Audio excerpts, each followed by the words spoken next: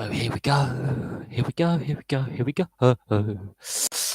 Right. Uh, Good morning, good afternoon, good evening, where you are. Right. Let's get this out. Let's get this sorted. All chat. Thank you. Bosh. Here we go. Look at that. And we are live. Right. Okay. Lot happening in the sports world today. Obviously, with what happened over the weekend at Leicester City, there is still an aftermath of that going on. And now we are going to talk about it because of what the BBC reporter Dan Rowan has said off camera while still being recorded on a microphone by another journalist. And some of his disparaging comments have shown himself to be racist, ignorant, offensive. And he should get sacked. But at the moment, the BBC have just stood him down and are internally disciplining him. But the backlash is there. It's visceral. It's there for all to see. And, well, he's lucky to still be in the job at this point. We'll have to see what happens long term with Dan Rowan and his role within the BBC, because I don't think he's going to be there long. He shouldn't be. On the same token, Leicester City's game against Cardiff will go ahead. They already had to have their League Cup game against Southampton postponed, but their league game against Cardiff is going ahead this weekend. And the club feel it's the right thing to do, but no one would have begrudged them if they wanted that postponed either. But they obviously want to get back to normal. They want to get back to playing football. The club wants to heal, and they feel this is part of the healing process. So Leicester City's had a very, very turbulent for 4 or 5 days, which you wouldn't want to wish on any organisation, but it's been a very turbulent 4 or 5 days. And let's see how they respond as a group to what happens, and let's see if that inspires them to perform above themselves. Obviously, what's going on at Real Madrid? Again, another football story. I'm getting really bored of having all these football stories with Lopetegui getting sacked after 4 months in charge. Considering the way he was brought into the Real Madrid job led to him being sacked from the Spain job, which led to a chaotic World Cup for Spain. It hasn't worked at Real Madrid. You could put that down to the players being egotistical and a bunch of individuals, which they are. The player power led Zidane to walk away from the club. The club didn't have a backup plan for succession to Zidane. Lopetegui was literally, we'll have him because he's the national coach. The politics of Spanish football is pretty toxic. That dressing room is pretty toxic, and that club is toxic. So I have no sympathy for Real Madrid as a club. None. All I can sense is that it's going to be another Galacticos kind of era where they go through a lot of managers. There's a lot of big name players there that are signed on big contracts on big money, and they cannot produce on the field for their standard. The standard that they are obsessed by, having the most European trophies, the most success in Europe. It's a standard that they just can't upkeep anymore, I don't think. The fact that Roberto Martinez and Antonio Conte, two ex-Premier League managers, are in the hot seat running is interesting. The fact that Conte had an acrimonious departure from Chelsea because he's a disciplinarian and he wants the team to be unified and disciplined, no egos. Perez doesn't want him. And then you've got Roberto Martinez, who does play, I think, the right style of football for Real Madrid, and he's a Spaniard. But his trophy cabinet's pretty sparse with just an FA Cup to his name, and Belgium have regularly fallen flat towards the later stages of tournaments and haven't gone on to win a major international tournament yet, and he's running out of time with that group of players before their best shot has passed. So Real Madrid have got themselves in the right situation. I don't know what's going to happen. What's going to happen there? We'll have to wait and see over the next couple of weeks if they do decide to keep Solari long term or let him go back to his youth coaching and reserve coaching roles at the club, because he's an ex-player there as well, ex-teammate of Zidane. But Spanish league rules are weird that you have to name a permanent successor within a very short period of time after relieving another manager of their position. So either they name him as permanent successor or they do stick with what they're saying and say he is a stopgap. But I think he's very likely to be in contention as well, depending how the next 4 or 5 games go for him. The Qatar World Cup is still an enigma. FIFA President Giovanni Infantino has suggested that it could be the one that they expand to 48 teams with, but then you're going to need more infrastructure and more nations to co-host, and Qatar isn't getting on very well with its near neighbours in the region. There's a lot of politics going on there. They're getting themselves very politically isolated by a lot of their neighbours in the Gulf. So I don't see how that could work. Already, it's a contentious World Cup. I think it's going to be a messy World Cup. It's already got negative feedback. That the way it was awarded, the corruption behind it, the workers' rights, the fact that they are behind schedule in the build. A lot of things going wrong with this, and the infrastructure in place, the actual amount of hotel rooms, the fact it's a strictly Sunni Islamic country. Many football fans are Western and like alcohol, so there's already a culture clash, and the tournament hasn't even. It's got 3.5 years to run. When they play the tournaments, up to question: is it going to be a summer, winter tournament? They can play the games at night time. There's a whole host of issues with the Qatar bid. FIFA are playing a very dangerous game with this tournament. Very dangerous game, and that could backfire heavily on them. Away from football, thankfully, we look at cricket, and Ben Stokes has injured himself again. It's not been a happy 12, 14 months for Ben Stokes, and he's becoming injury prone as a player. He's having a lot of injuries, picking up a lot of little niggling injuries now.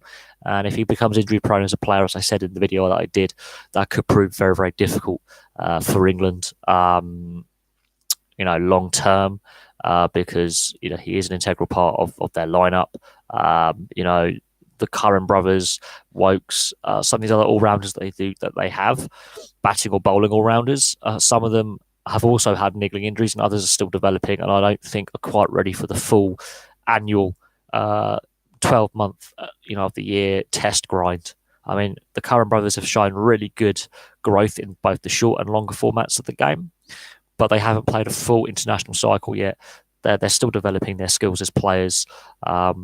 Same with Ollie Pope. There are issues with Bairstow at wicketkeeper because he's now injury prone as well. And is it going to be Josh Buttler? Is it going to be Ollie Pope?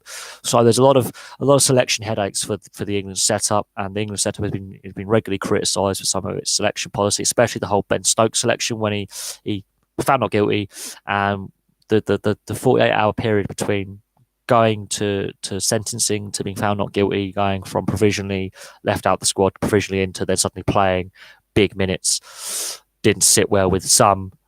So we have to see what's going on with that. And there is a lot going on right now within the English cricket scene and cricket in general. There's a lot going on suggesting that, there's corruption within the game. The Al Jazeera documentary, part 2 has come out. They still haven't officially named the players who are alleged to have been corrupt, but the press has these names but can't legally print them, and it's all a bit murky. There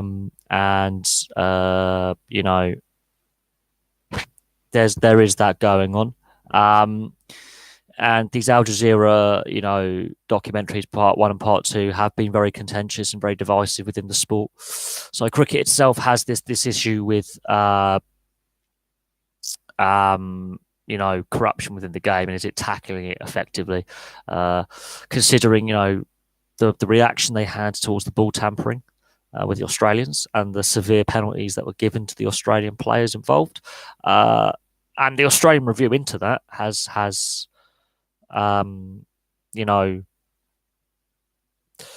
basically said that Australian cricket was pretty rotten at the time and had a poor culture. So the Australians have basically admitted, yeah, we were not up to the professional standards that was expected of the squad.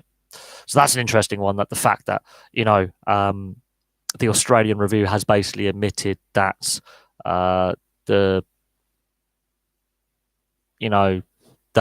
there was an issue within the Australian setup. There was an issue within the culture of that dressing room. There was an issue with players who were selected to play for Australia not adhering to the standards that was set under the code of conduct. So that's interesting. Another thing we've got coming up is the second test between Australia and England and New Zealand, in the Rugby League at Anfield. Considering how many empty seats there were at the Hull City Stadium, that was a concern for me, considering that Hull is a city that can support 2 professional rugby league sides in the Super League structure.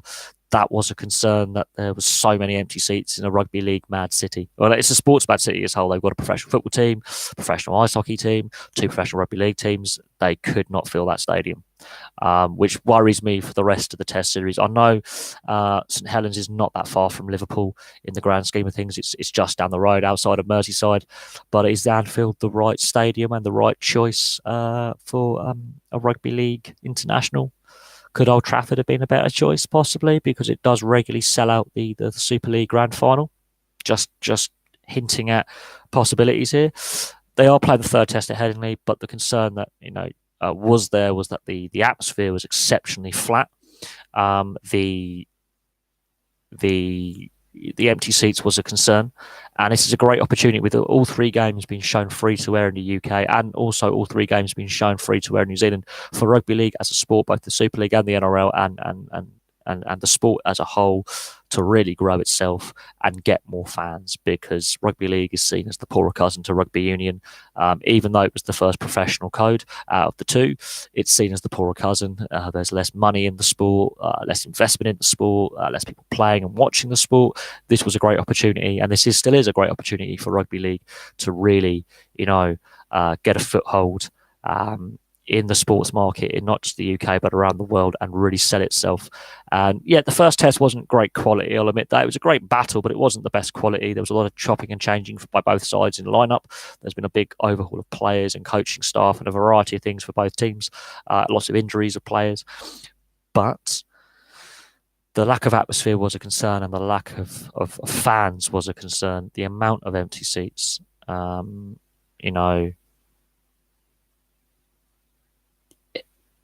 was there for all to see. Empty seats on TV look really crap, and they made sure though that where the TV cameras on pitch side were, that main stand, that upper tier, was hidden from camera for a lot of the game. But when there were other shots, you could see there was empty seats there. So the TV companies know when a stadium is half filled where to place the cameras really effectively to avoid showing the empty tier or the empty seats. But it was visible that they were trying to avoid showing the sparse crowd at the Hull City Stadium. The game itself was scrappy, and I think the weather conditions, looking at how cold it's got recently and the changeable conditions we've had, that did have an effect. There was a threat of snow during the game as well, which is weird, but it did rain. That had an effect, plus the fact that pitch is used 12 months a year for football and rugby league. It held up pretty well, but you could tell some of the players have had a long, hard season in the NRL and Super League. They were looking really tired by the end of the game. The mental side of it, a lot of them were looking mentally tired. There was an issue with some of the combinations, so we could see Wayne Bennett, especially on the England side, making some changes for the second game. I wouldn't be surprised if changes are made for the second game. I wouldn't be surprised if the changes are in the halves with Sam Tompkins. Maybe Rashford coming back in if Rashford's fully fit. It didn't.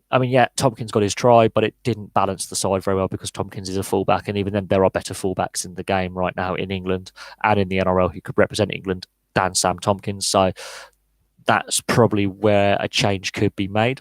We shall see, but there are a lot of injuries for England right now. Players like Luke Gale are missing, Gareth Widdop are missing because they're injured or on surgery recovery. So it does make it a bit more difficult in trying to select the best starting 13 and the best squad of 18 for match day. It does.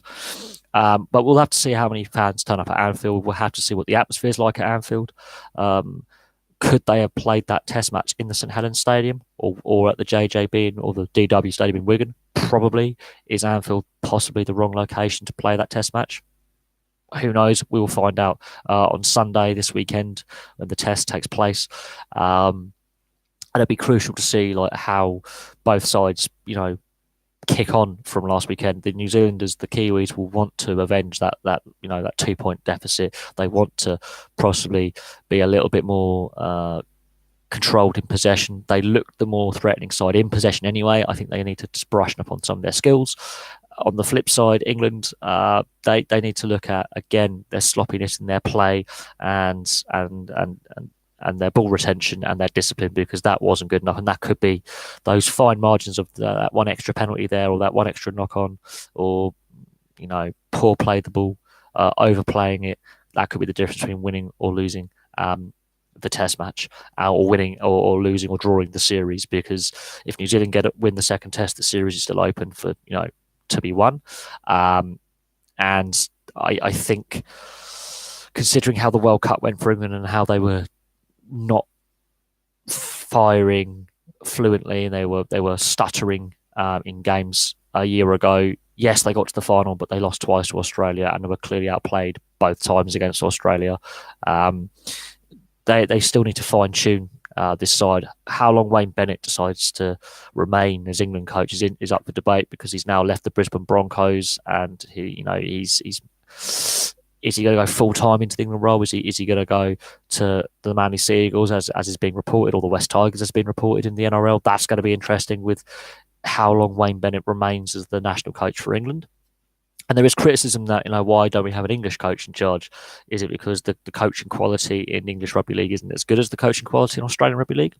It's a debating point. But,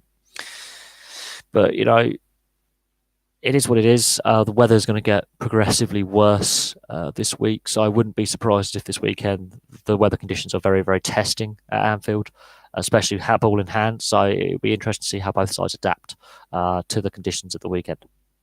Also, we've got the Scotland-Wales Doddy Weir testimonial sort of international, which is outside the test window, so they won't be the best teams on show, I'm afraid, for Scotland-Wales in the Rugby Union this weekend. Obviously, the Rugby Unions of Scotland and Wales were shamed into donating money to his foundation when it was revealed that they weren't going to donate the match day funds to the Doddy Weir Foundation into motor neurone disease. And then someone managed to leak it to the press, and they were shamed into basically donating to the foundation, which they should have done from the get-go. But the fact that this test match comes outside the test window, which I think is a ludicrous thing that World Rugby has put in place, but that's personally just me, means we're not going to see the best Welsh and Scottish players on display this weekend. We will see a good test match because both nations are fierce rivals when it comes to rugby union, but it will not be the best test match in quality. The intensity will be there, but the quality may be lacking because of it being outside the test window. Certain clubs are not required to release their best players for test duty, and some they're not paid a full test fee as well. I think World Rugby have got the test window rule wrong, but it is what it is. We'll have to see what kind of spectacle is played out between the two countries on the weekend as well. It'll be a really good watch, I think, for the neutral, in the sense that the intensity level will be there. It's just the quality, I think, that will be lacking because of some of the players not on show. So there's that. But yeah, it's interesting that I'm open to questions, so feel free to get your questions in the chat, and I'll do my best to answer them. A lot's happened in sport, and obviously what happens at the weekend at Leicester, is there for all to see. And what happened to Glenn Hoddle, and from what we're hearing on Glenn Hoddle's recovery or condition, is that he's stable and he's responding well to the treatment that he is receiving at the moment in hospital. It's going to be a long, hard grind for Hoddle to get back to health. It depends how serious his heart attack was as well, and but the fact they were very, very quickly at the scene giving first aid is a good sign. But we have to see, long term how he recovers and what kind of role he will continue in the media and with his coaching academy, and what kind of workload he will have after his recovery. Because of his age as well, I think he might have a reduced workload in media commitments going forward. Right. So that's everything that I want to chinwag about. It's open to questions. I'm just checking a few bits and pieces on the old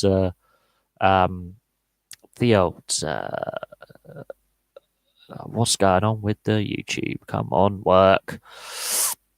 Just checking the old analytics. We've posted a few videos, obviously, today, and it's now being a pain in the ass and doesn't want to work for some reason.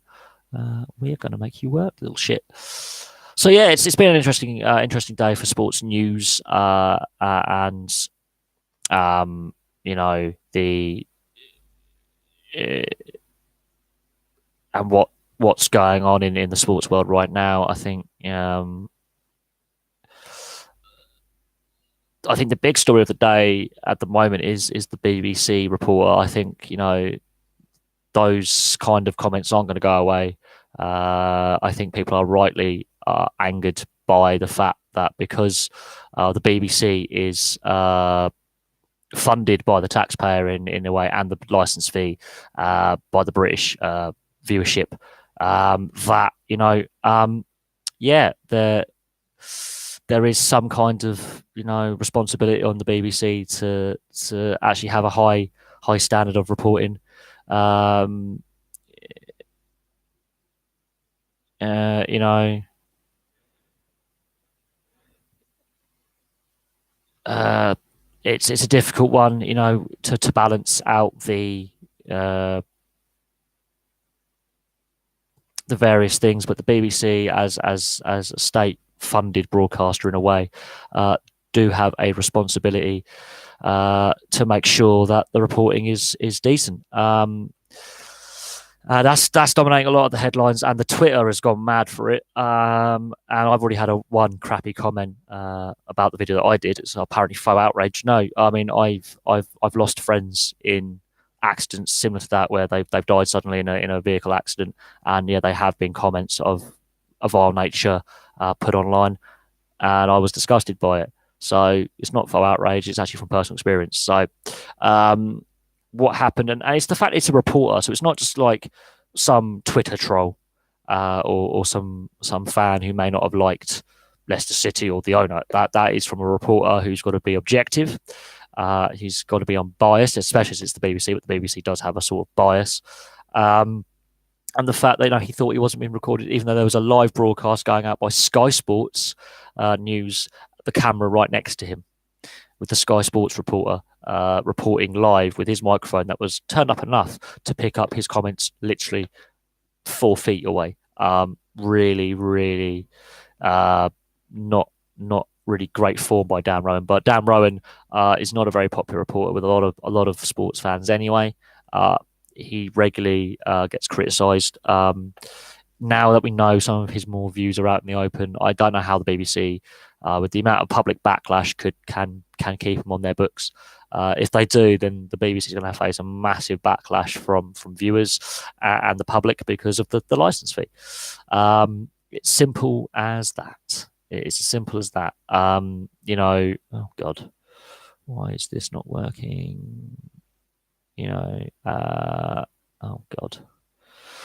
But it is what it is.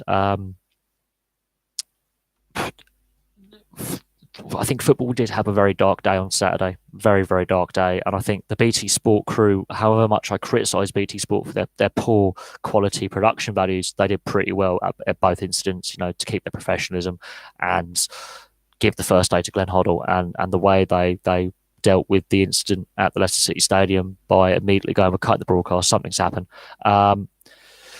It is what it is. Hello, Mr. Hanson. Yes, there are some good horror films out there. I have got one good horror film called Into the Grisly Maze with Billy Bob Thornton, which is actually quite funny. And it's reasonably well done on a small budget. It only came out a couple of years ago. I've got that on DVD down here. That's quite a good film. But I looked at your comment regarding Roberto Martinez being linked with the Real Madrid job. Here's the thing.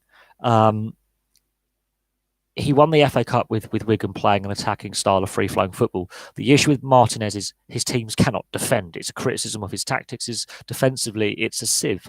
And can Real Madrid afford to be defensively a sieve? I remember about a decade ago, they were getting thumped 5-1 by Liverpool, 5-1 by Arsenal in the Champions League, or 6-0, whatever it was, because their defence was so bad. And it doesn't matter if you've got Iker Casillas in goal at the time. He can only stop so many shots. Real Madrid have got themselves in a position that's bad. They've shown that the toxic atmosphere of Spanish football at its worst. and we could go back to the bad days of Spanish football in the 80s and the 90s with the rivalry being really regional in Spanish football and the Spanish national team basically falling apart at major tournaments because of the internal divisions between Basques, Catalan, Andalusia, Catalonia. It's a powder keg waiting to happen in Spanish football, and I think it's kind of deserved. I think Spain has got away with a lot of things it shouldn't have, racism in the stands, all sorts. But no, a good horror film. I've got Into the Grizzly Maze. That's one of my favourites. I would say Battle Royale just for giggles because it's just a messy film. The Japanese version of The Ring. That's a good film. Comedy horrors. There's lots of them. There's In the Doghouse, which is a British film, really funny. Lots of British actors in it. British made, good budget. It's funny. You've got Dog Soldiers, another British film. Again, really, really funny. Cheaply made, but really, really funny. There's a lot of horror films out there that are quite funny as well because they're comedy horrors. And then there's some more really gritty psychological ones. But again, I think the horror genre in films has been a bit overdone. Personally, I think you know. Yeah, the Hellraisers are decent with Pinhead. They are decent, Hellraiser. But again, some of them are a bit dated. The early ones, obviously being set in the 80s and the early 90s, are a bit dated. Wrong Turn, debatable if they're the best out there. I know people do like them and people watch them. But again, everyone's favourite film. I should do my top 10 favourite films because I've got a whole video cabinet full of DVDs, VHS, and Blu-rays to sort out. I've got loads on my bed as well in boxes. I should read you on the other channel my top 10 films of all time. A lot of my favourite films are more the gangster films, like Black Mass about Whitey Bulger, who's now died in prison. Donnie Brasco, Goodfellas, the Godfather trilogy. I like more my gangster films. The Departed. But it's subjective on what people like and don't like. I think the horror genre itself is a bit tired at the moment. I think it's been a bit overdone. Every year around this time of year, 5 or 6 horror films come out at the same time, and they're all roughly. Oh yeah, Blondie dies at the beginning. The ethnic minority character dies pretty early as well. Lots of screaming, lots of really, really snotty noses and bad acting. It's basically a horror film at the moment. But I do think the film genre that is the horror genre is needing a bit of a fresh kind of direction and where it goes. The Halloween, I mean, come on, how many times does he have to die in film as a character? Even though Jamie Lee Curtis apparently does really well in the film, and yeah, I think Reservoir Dogs and Lock, Stock and Snatch, yes. Narc is a good one. Training Day. You've got Assault on, I think, is it Precinct 13. There are, a lot of good cop films and crime films out there right now. There are a lot. Not gonna lie, there are a fair few that are really, really good right now, and that have come out in the last 10, 15, 20 years. There are some really bad ones as well. I'm not gonna lie, there are some really, really shocking action films, gangster films, crime films, police cop buddy films out there. Right, there are some really poor ones. There are some really, really good ones. I'm surprised we haven't talked about sports films and films based on sports like The Longest Yard. But rom-coms can be funny if there's a hint of rom-com in an action film or a comedy film. If there's a hint of it, but they are pretty cheese for the most part. They are pretty. I want to vilely vomit everywhere. I should do a video on the main channel about sports films. There's quite a lot of them, and a lot of them get underrated. The interesting thing about what's going on now with some of these stories that are going on, I wouldn't be surprised if a lot of documentaries are made about some of the sports issues that are happening right now. Yes, the two Escobars. That again, when we were talking about Squalacci last night in from Sicily, the time that these Colombian players were playing, like Rene Higuita in goal, Valderrama in midfield, Escobar in defence. It was a great Colombian team. But the time that they were playing, the cartels and the civil war in Colombia and the political violence, it was very similar to what was happening in Europe, except with a lot of drugs involved. That period of time was especially dangerous to be a Colombian, just an average Colombian in the street. There's and again, it so happened that the football team that a lot of these Colombian players play for was owned by Pablo Escobar. So, there is a lot of sports, politics, and corruption and crime all linked in together there. But the two Escobars is a very powerful documentary. There's been a lot of documentaries and TV series such as Narcos and things like that, and there's been a lot of documentaries into the whole Escobar cartel and also the player and his unfortunate murder. There's been a lot of speculation about what happened in the build-up and in the aftermath. There's been, allegations of some of his teammates in the Colombian national side having links to the cartels, including Rene Higuita. The El Chapo one is again, it's very similar because a lot of these criminal entities, as we are now seeing, have links into sports teams, and there is apparently a British club under investigation for money laundering. I wouldn't be surprised if it's Newcastle, West Ham, or Chelsea, to be honest. But a British Premier League or Scottish Premier League or English Premier League club is currently under investigation for being part of a money laundering and corruption. And we can speculate what the club is. I'm going for West Ham, Chelsea, or Newcastle because of their owners being so scummy. But there are other clubs which could be implicated. There is a ongoing investigation into corruption in football that involves, corrupt money, dirty money, criminal money being laundered through football clubs to make it legitimate. And that's a story that isn't getting reported a lot at the moment. I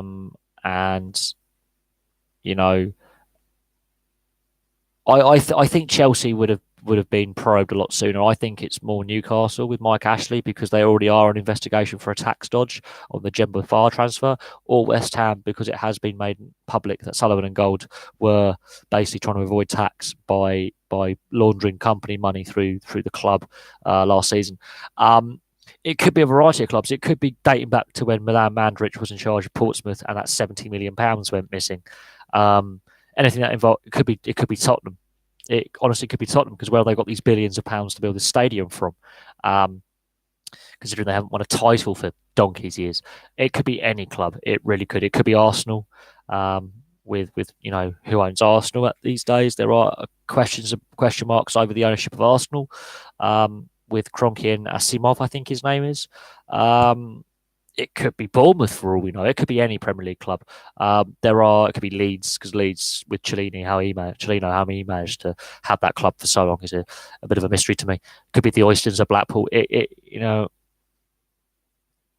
Yes, Sullivan and Gold. They have criminal records for obscenity when pornography was more strictly regulated and it had tighter rules and regulations on what could be sold. But no, yes, Sullivan and Gold have been roundly criticised for a lot of their supposed dealings. When they were in charge of Birmingham City, that club were investigated for fraud, were raided, and Karen Brady was there as well. So they've got a stench of criminality and dodginess by them, but. We'll find out what the club is in due course. I think with what happened at Leicester at the weekend and what happened with Glenn Hoddle at the weekend and Dan ran the BBC report, which I've done a video on, which is getting some interesting feedback. I think that's overshadowed this corruption investigation, and the BBC aren't really reporting it as well as they could do. They're sort of trying to sweep that under the carpet, much like the cricket corruption allegations. They're not really doing their undercover reporting like they should. Like a panorama investigation, they're really not. But at the same time, I think, yes, sport and organised crime does have a long-standing link. There is, allegations that date back years. The fact that last year Newcastle United were raided over a tax dodge that involved the Jemba Bar transfer, West Ham, Chelsea, and a couple of French. There's a French investigation to that, so that could be part of that investigation as well. But we are from what I gather from the article that I've read so far, the information that I've managed to find online, it's more than just one. Uh, you know, yeah, David Gold and David Sullivan, they're grubby individuals. I have no respect for them. They are grubby individuals. I don't give a toss if he's 83 or 33. The fact that he's got a checkered record when it comes to legal issues, the fact that his co-owner basically got caught laundering money through the club to avoid paying tax. Um, you know, selling shares to the West Ham to sell back for a quid to basically avoid paying a property tax. You know, they're rightly being criticised. Some of the abuse, yeah, getting coins thrown at them is not right. But to protest outside games, yeah, West Ham fans should be allowed to protest at their running and their ownership of their team. West Ham fans should have the right to voice their criticism because it's called freedom of speech and freedom of expression. And David Gold is trying to milk the fact that he's technically a pensioner, but he's also a crook. I have no harm in saying that I think Karen Brady's a crook because she's linked to politics because she was given a dameship by David Cameron. So there's links to a political party. There's links to politics. They got the London City Stadium cheaply when Boris Johnson was mayor of London. And now Sadiq Khan is trying to play politics with that as well by trying to get the Major League Baseball in there. Oh God, yeah, no, that doesn't help. If the team were successful and he had a positive rapport with the fans, then yeah, I wouldn't care that he had a gold plated Rolls Royce that just smacked of Miami Vice all over it. The fact is, though, Joe, considering that because they're co-owners and they're in partnership, the fact they've managed to own two football clubs in West Ham and Birmingham City, considering that one of them does have a criminal record for obscenity, and I think they both actually have criminal records for technically sex offences, for pornography offences, which at the time were illegal. So yeah, it does concern me that they are able to own a football club, or actually, this is the second football club they've owned in English football. It's the same with the Oyston family at Blackpool. It does concern me that the fit and proper persons test is just I could buy a football club and I've got no money. It is literally down to that. It is an absolute shambles how the FA governs the game in this country. It really, really is, and the financial fair play is a mockery as well because Man City have breached it, QPR have breached it, Wolves, Paris Saint-Germain. That's UEFA financial fair play, and all you got to do is sell one or two players, pay a little fine, and you're not docked points or punished for breaking rules that are in place. It's the same with salary caps in sports. All you got to do is we'll pay a little fine, and we can continue to abuse the system that is put in place to stop teams abusing the system. It's just a pile of crap, really. I think yes. The PR campaign at West Ham hasn't worked very well. Fans weren't happy that they're now playing games at the former Olympic Stadium. I think they wanted to stay at Upton Park. I really, really do. I really do. I think the way that the whole situation with the London City Stadium and the corporation that owns it, and they've signed a contract, and Sadiq Khan is trying to basically break a legally binding contract, but it helped that Karen Brady was sort of chummy with the Conservative Party, who were government at the time, and had the Mayor of London at the time to get the deal signed. Sadiq Khan, Labour politician, not doing what he's going to do for London because crime's gone through the roof. Oh yeah, and the Rangers one as well. Again, corruption there. That could be the club that is being looked at for all we know. It says British club. It doesn't specify English club. It says British club. It could be Celtic for all we know. But yes, the Rangers fiasco, shameful, but was triggered with what happened with Gretna because Setanta failed. Had Setanta kept going as a TV company, we may not have seen what happened with Rangers until much later on, and Gretna and Dunfermline and Dumbarton and Livingston and Hearts and Hibs. In fact, half of Scottish football game basically broke. Mike Ashley as well, yeah. He's regularly, under the spotlight. His club have been raided under a tax investigation. Confidential files have been seized by the police. Both the British and French authorities are looking into Newcastle United. Yeah, there is a definite concern that some of these clubs are linked. And, it's not being reported as fully as it could be because of what happened at Leicester and what happened with Glenn Hoddle and then what happened with the BBC report of Dan Rowan being an arsehole. Those kind of incidents are overshadowing a serious thing that I think is in the public interest to be reported. The same with the cricket corruption as well. They're not getting the coverage that I think they should do. These are serious allegations, and I believe the media know who the players are in cricket that are alleged to be fixing games. And there's lots of them. It's not just English players. It's a whole swathe of Test players from almost every Test playing nation, according to Al Jazeera. And there's rumours that it involves every Test nation.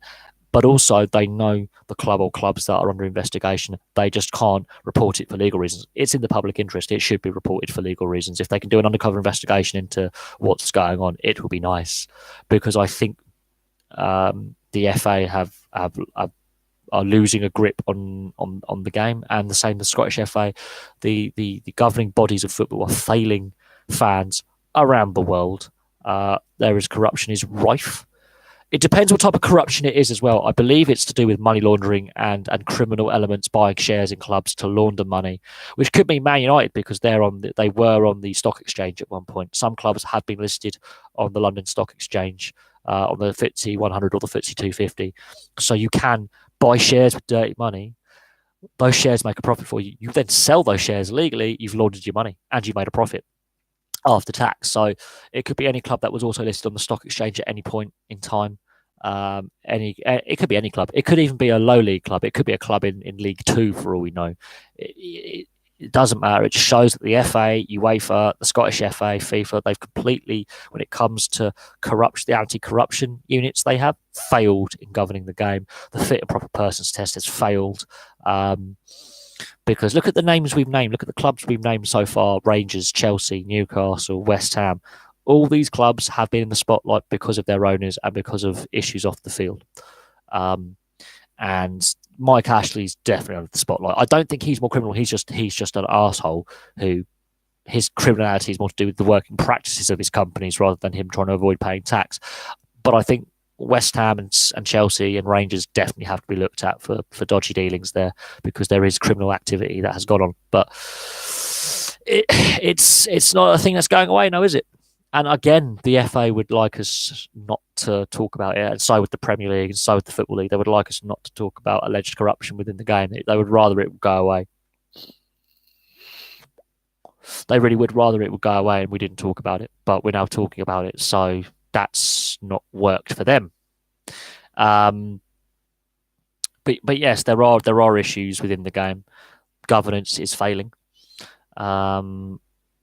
We heard allegations that Fulham may have some corruption links when the bid was coming through from Sahid Khan. One of his ex-employees mentioned there could be corruption at Fulham, so it could be Fulham. That's one we've overlooked. It could be Fulham. And they have ties to Chelsea with transfers and players going out on loan when Fulham were in the lower leagues of English football, and transfers between the clubs of players. So Fulham, yes, Fulham is another one. There have been allegations of corruption against Fulham since Sahid Khan's owned the club. So there is a variety of clubs it could be. But again, the FA would rather we didn't know about this. They've probably gone to the BBC and Sky Sports, ESPN, the various sports broadcasters. Say, can you mind not reporting this as much, please? And they're trying to use some legal blocking mechanism to stop reporting a serious issue.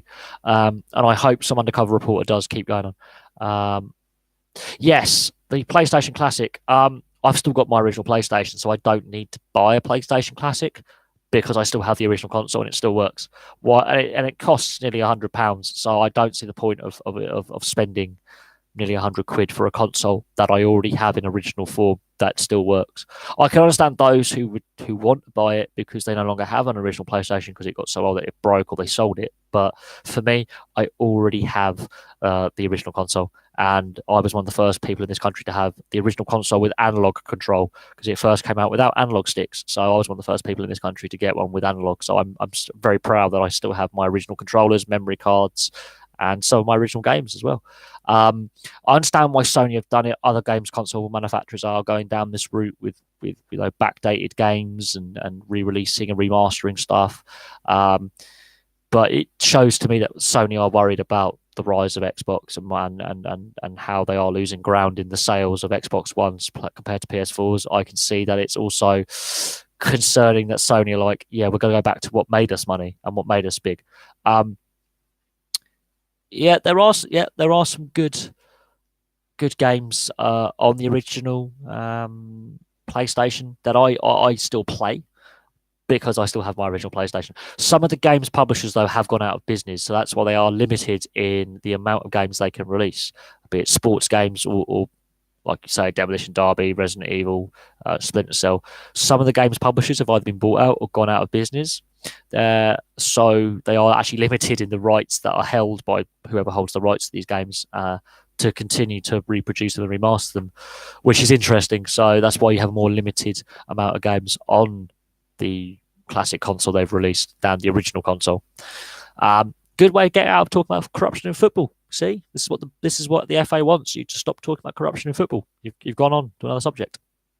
But no, it's interesting. So I'll be interested to know what your views are on the Rangers situation, because I know you're a Celtic fan, but it'd be interesting to see what your views are on the Rangers situation and what happened 10 years ago and what continues to happen now. And what concerns me is that Mike Ashley is got ties to Rangers.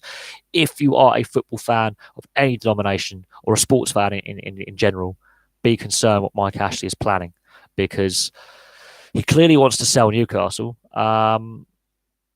Oh God, Dreamcast, terrible console. SNES, okay. SNES was pretty good. I can see you're a Sega fan there.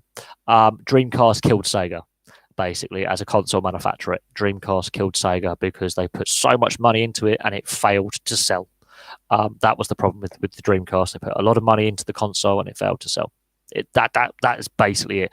Some of the ideas it had with the little handheld little controller with a little screen on it, and some of the ideas were ahead of its time, but it didn't sell very well. There were a lot of technical glitches with the console. Sony and Nintendo kept making good consoles. Sega just got it wrong with the Dreamcast completely. They completely got the Dreamcast wrong. They went away from the Mega Drive, SNES, Saturn kind of platform into the Dreamcast, and it fell flat, if I seem to remember. It's amazing you still got it. It is worth money. Because it didn't sell very well. So there's actually less of them around, because all that excess stock they basically had to send to landfill or recycle.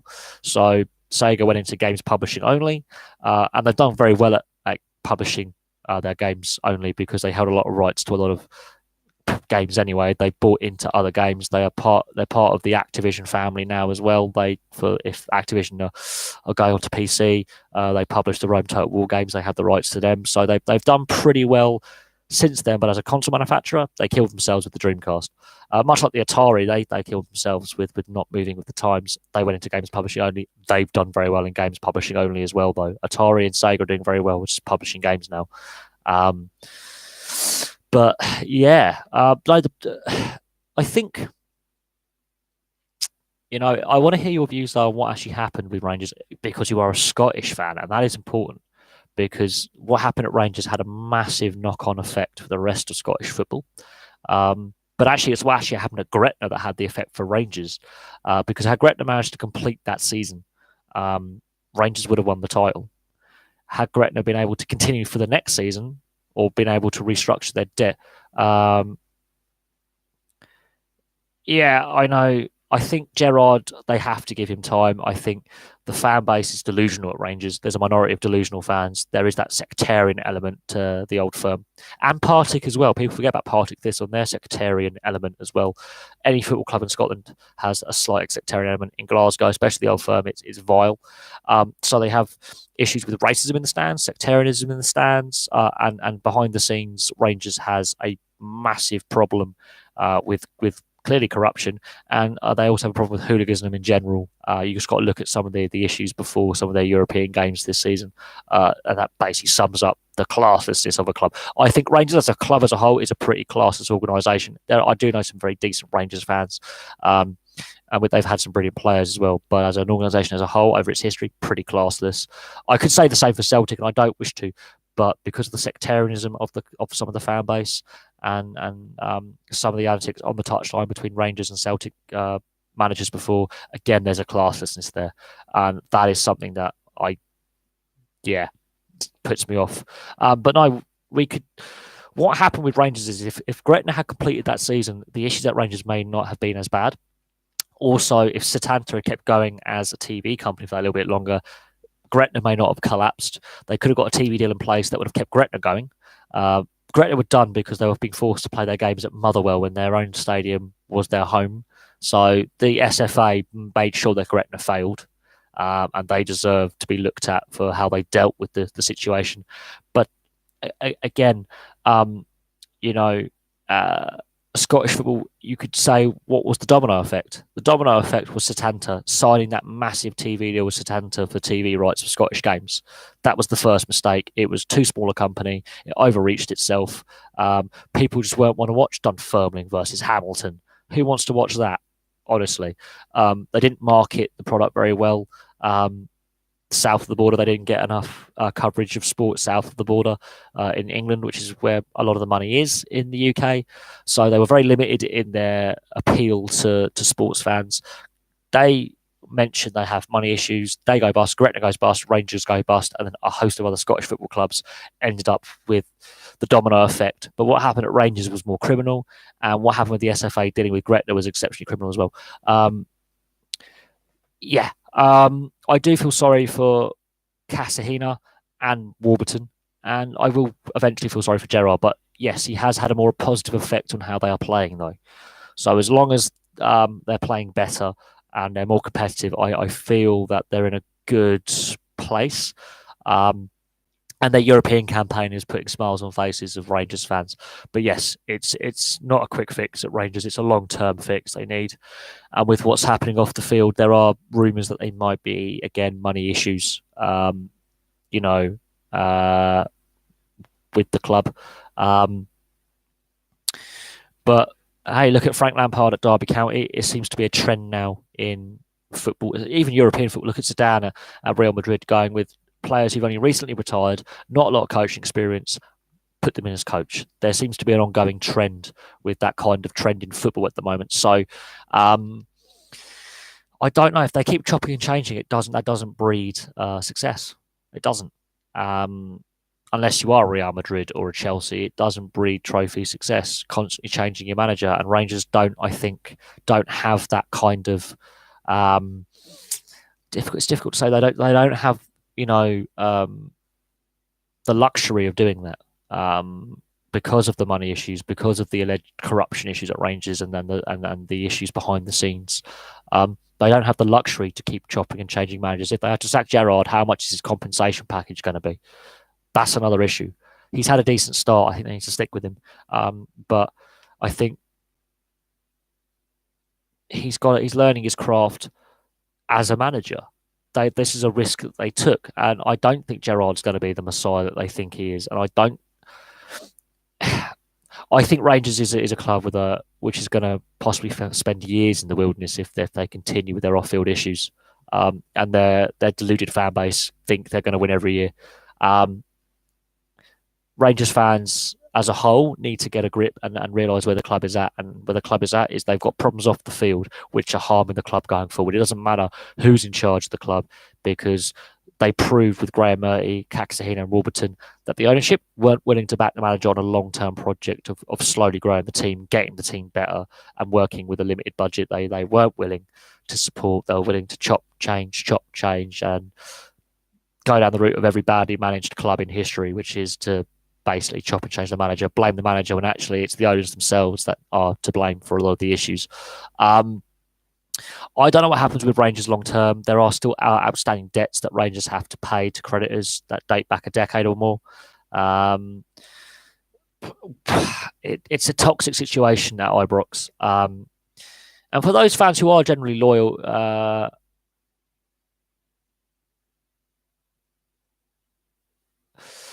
but you have to remember, and if you are old enough, if you're young enough, you may not. Celtic were in a similar position Hence why Aberdeen, got to the top of Scottish football for a while. A decade and a half, 2 decades before Rangers were.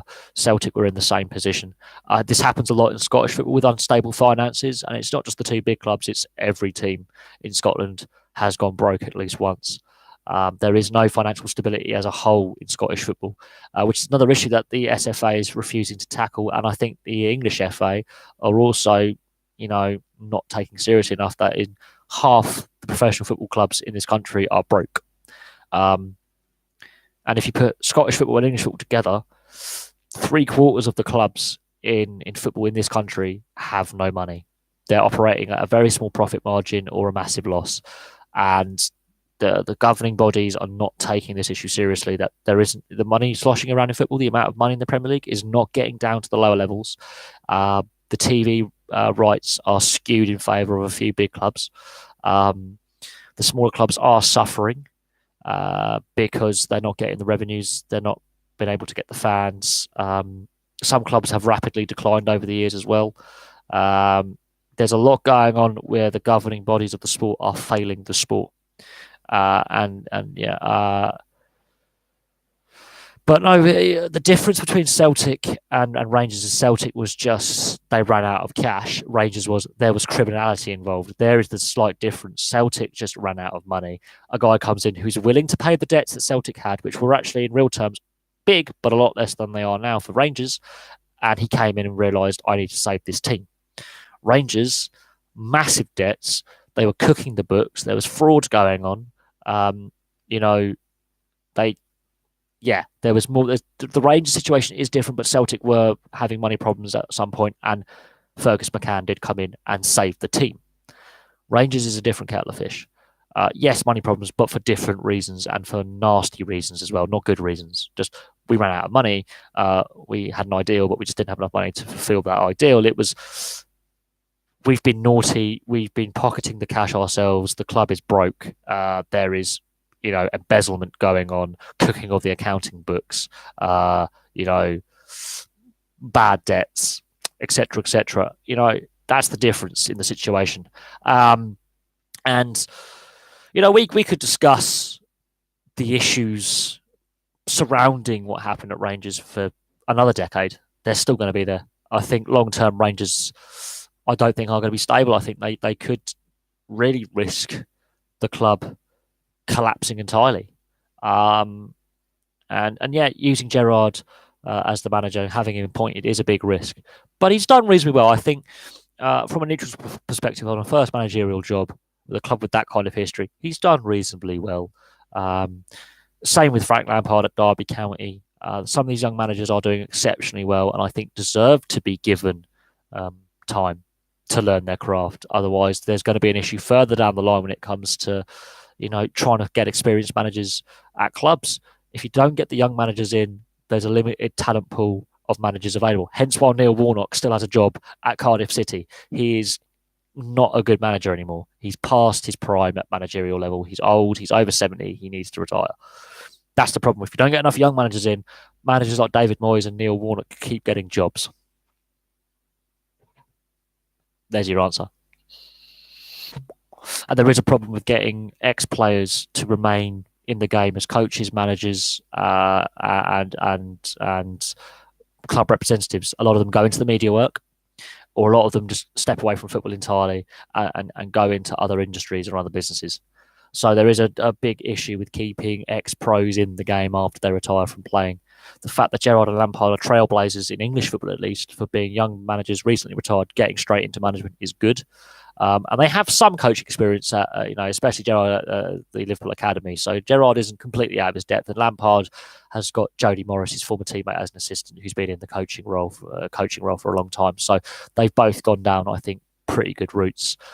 I just think that the Rangers situation is at the right club for Gerrard to learn his trade with the instability at the club. I think he might be better served going to another club entirely in England or Scotland and learning his trade elsewhere. But it'd be interesting. Rangers motto is a farce. Do I feel sorry for those fans who are decent fans at Rangers? Yes. Those fans that continue the sectarian chanting and the racist chanting, do I feel sorry for them? No. Um, do I feel sorry for the players? Somewhat, but I think more will come out on the Rangers' collapse over the years to come. And I wouldn't be surprised if there were dodgy contracts and secondary contracts for players that were in breach of contract rules. More will come out, but I do feel sorry for the Warburton and McCoist when McCoist came in as well. He had the rug pulled from under me. Harry Kilt, yes, but he's having a tough job at Notts County. Notts County's chairman has admitted we have no money. They are third bottom in the Football League. He did really well at Crawley Town, but he's having a real tough slog of it at Notts County.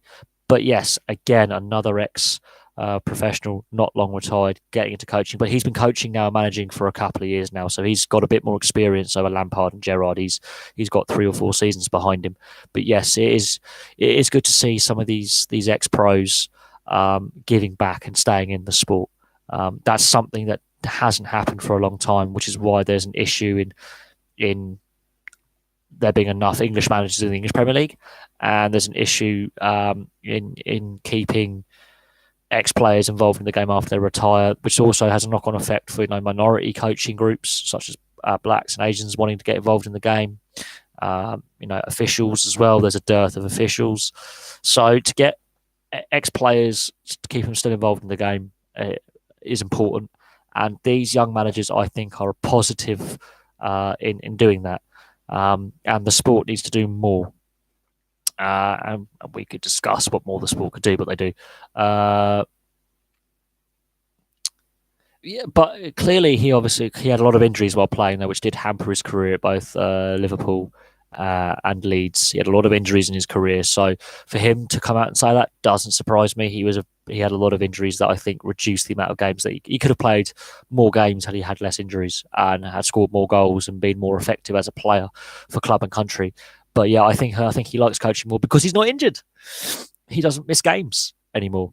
But no, he had a lot of injuries in his career, which I think hindered his career going forward. He was defenses targeted him because they knew he was injury prone. And yes, he kept re-aggravating hamstrings, knees, ankles, hip injuries. Basically, his legs were shot. Footballing brain was there. Physically, he just physically could not play at 100% for most of the time because he was always had a niggling injury. Couldn't complete a full game. By the end, he was crippled. That's why I'm not surprised that he is coming out and saying that he enjoys coaching more than playing, because he doesn't have to worry about his injuries anymore. And he would also know what it's like to be an injured player. So I think he's got the right experience as a player with some of the downs that he had to when his players are having a tough time with injury or lack of form to be there for them. I think he's got the right mindset for it from his own personal experience. He's going to be more useful to some of these players because of the struggles he went through as a player himself at a higher level. But no, he is doing well, and it's good to see an Australian coach. There's not many of them fighting around. So it's not only good for English football that because he gave so much to English football, it's also good for Australian football that they've got a decent young coach now. Could I see him coaching the national side at some point? Yes. I think he could be a trailblazer for Australian coaches and ex-players, to improve their standard. But it is interesting. I'm surprised I'm discussing so much on football, but there's so much to discuss. And,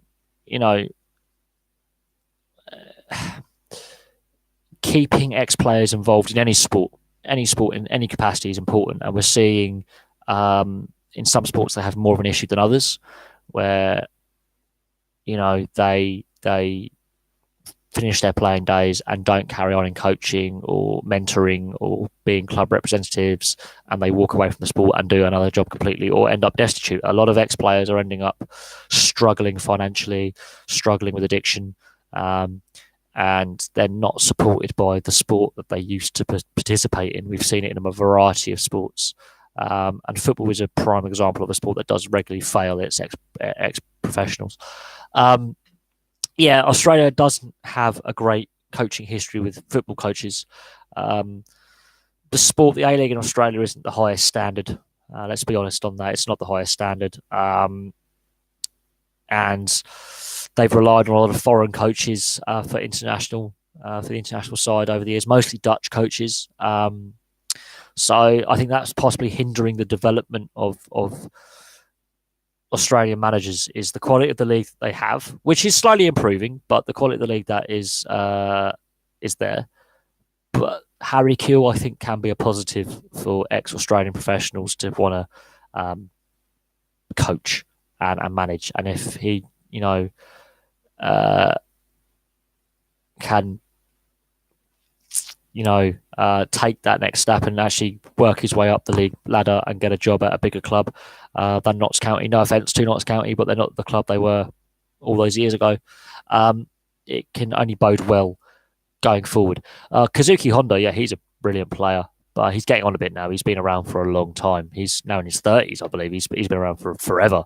But yeah, Usain Bolt wanted to play for the Gold Coast Mariners.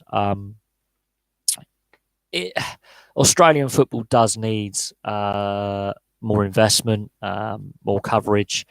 But again, the A League, much like the MLS, is so far below the European and South American leagues in quality. And I think it will always be the case. So we shall see what happens. But yeah, the Australian A League and the MLS are so far behind in quality and production of players.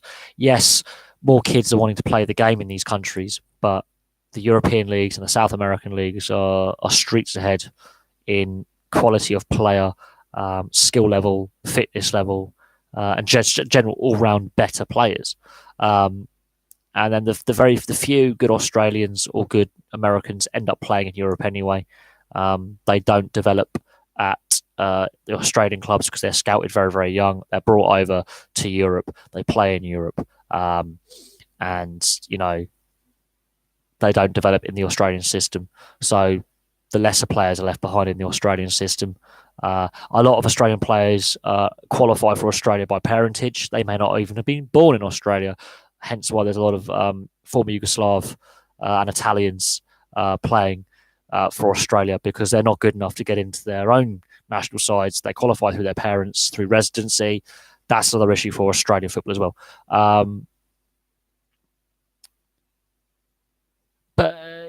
But here's the thing, because Australia is a very young nation for demographic for age. There are a lot of immigrant kids who end up playing in Australia because their parents are fans of football clubs or were playing back in Europe or South America before they came to Australia. And they qualify by residency, not by birth. And that's an issue is that some of these kids are coming over in their teenage years and they just play for Australia. They haven't been developed by the Australian system. They've been developed by another system. And the few good Australian players that do come through are pinched very, very, very early on and go to Europe.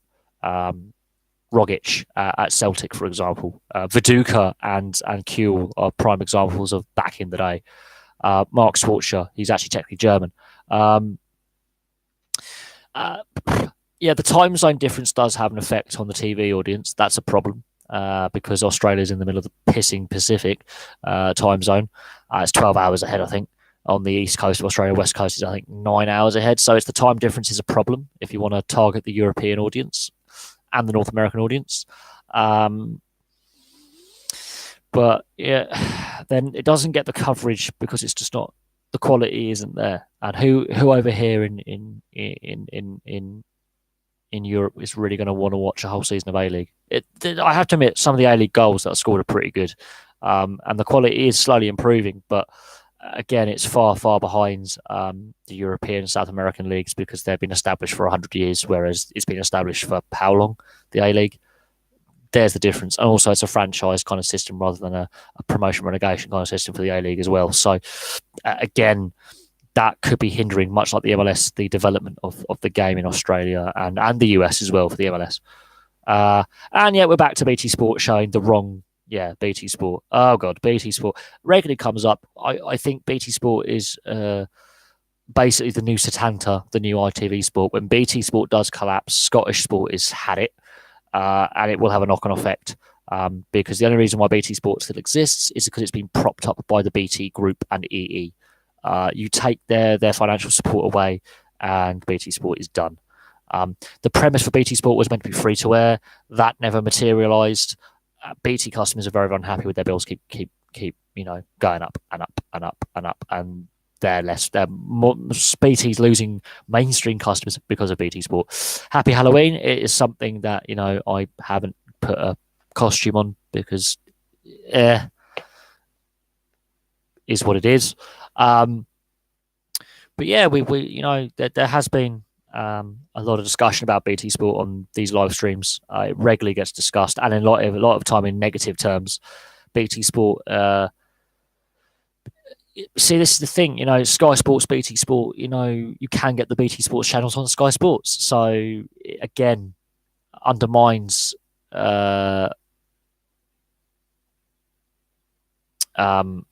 What BT Sport's trying to be about. Usain Bolt, yes, he's got the pace. He has scored some goals for the Mariners in pre-season.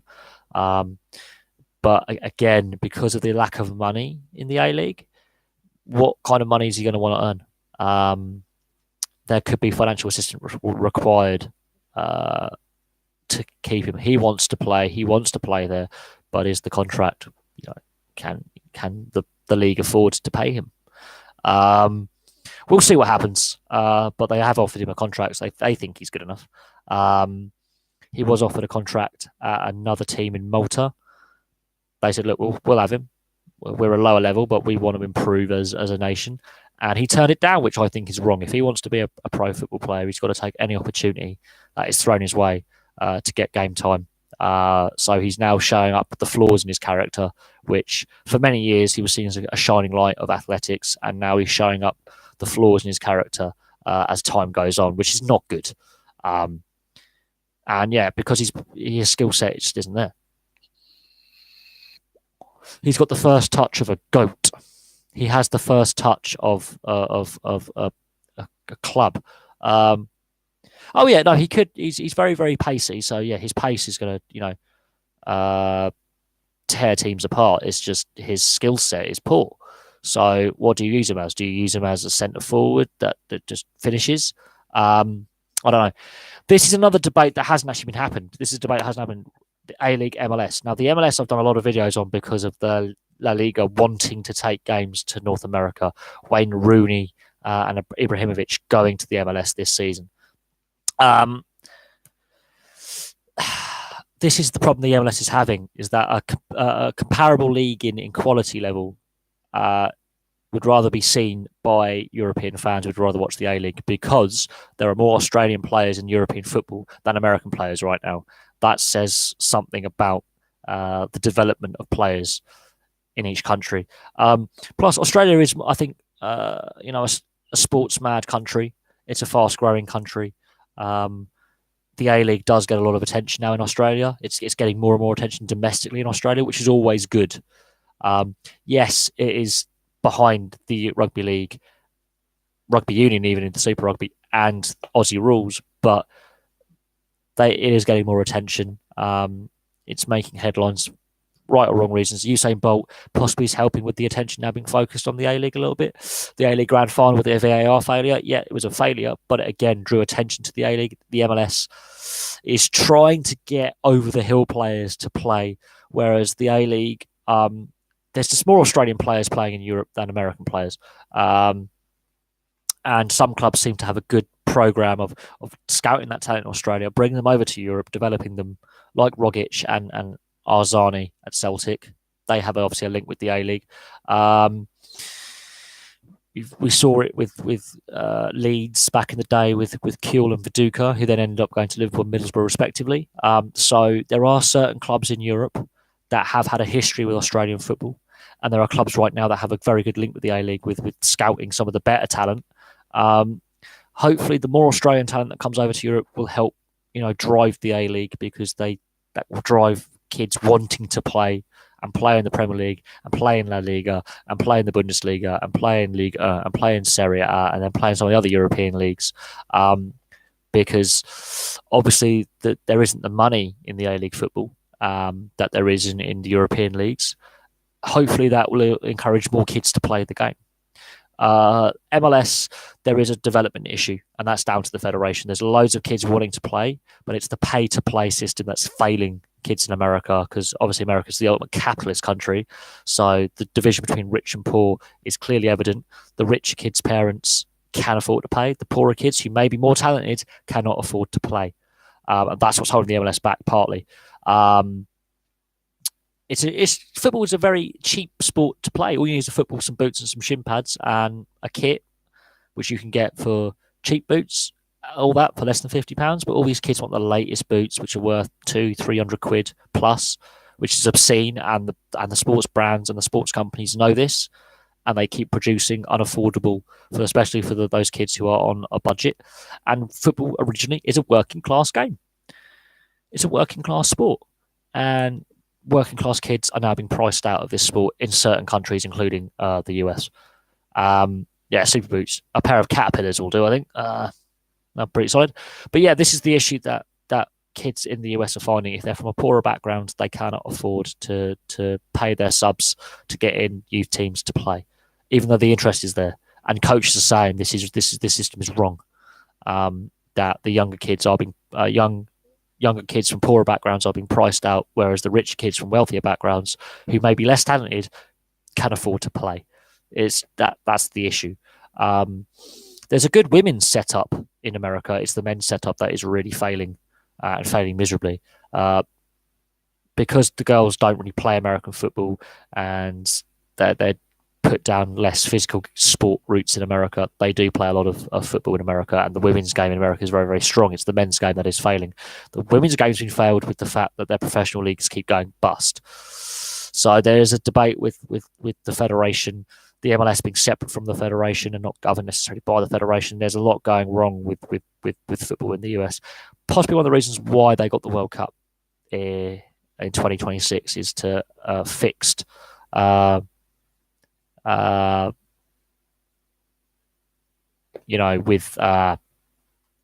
fixing the issues there. Hairy feet. That's grim. I feel slightly unwell. Oh no, there is definitely. I think the A League is producing more talent than the MLS. More young kids are wanting to play. America compared to Australia, the obesity crisis is worse in America. Australia is a sports mad country, and there's a lot of recent European immigrants to Australia over the last 20-30 years. They've obviously played football. They've supported football. Their kids want to play. There's a big Balkan contingent in Melbourne and Sydney with what happened in the Yugoslav republics in the 1990s. There's a lot of Croatians, Serbians, Slovenians, Macedonians, you name it. Every country that basically was involved in the former Yugoslavia has massive populations over in Australia. There's a big link there. The Australians took a lot of refugees from the Yugoslav wars. Yes, there are more Africans going into Australia. And there's a lot of Germans and Italians as well, post-World War II, who went to Australia to rebuild their lives after their countries were basically destroyed, and a lot of Greeks as well. So Melbourne was a port of entry for a lot of them, as was Perth, and that's why you have a lot of these strange sounding surnames that don't sound very Anglo-Saxon in Australia, which have you've got to look at the Trebojevic brothers who play rugby league for the Manly Sea Eagles. They're of, I think, Serbo-Croat descent. So yes, there is a big link with the Balkans and Southern Europe, partly to do with World War II onwards. Mark Schwarzer, yes, his parents are German, and there's that link. And he started his career at Kaiserslautern, but they went to Australia at one point. He grew up in Australia. They then came back to Germany, and he was born in Germany. They went to Australia. He got his Australian citizenship. They came back to Germany. He ended up playing at Kaiserslautern, and then got found by Middlesbrough, and the rest is history with Schwarzer. Bosnich, I think he's Croatian. He's definitely from the Balkans. Again, the rest is history. But then he was a bit of a drugs cheat, was Mark Bosnich. Mark Bosnich let himself down with some of his off-field indiscretions. Brilliant goalkeeper, massive druggie, massive cokehead, good goalkeeper, massive drug addict. And Mark Bosnich did damage his reputation with his off-field antics. Brilliant goalkeeper though. But yes, there is a strong link with the Southern Europe and the Balkans and Germany and Australia and a lot of especially after the World War II and after the Yugoslav wars, a massive influx of people wanting to rebuild their lives in Australia. There was a big incentive by the Australian government to get people there. Adrian Mutu is a contemporary because they were playing at Chelsea at the same time and they were both done for cocaine misuse. So there is a link there between the two players. Mutu is, well, he likes prostitutes and cocaine. What can I say? He likes partying. He's a playboy. But Bosnich, I think, had other issues. I think Mark Bosnich, at the time, fans really turned on him. But I think there were other issues going on with Mark Bosnich's life at the time, possibly depression involved in there. And he was made a scapegoat for a lot of the sports problems. He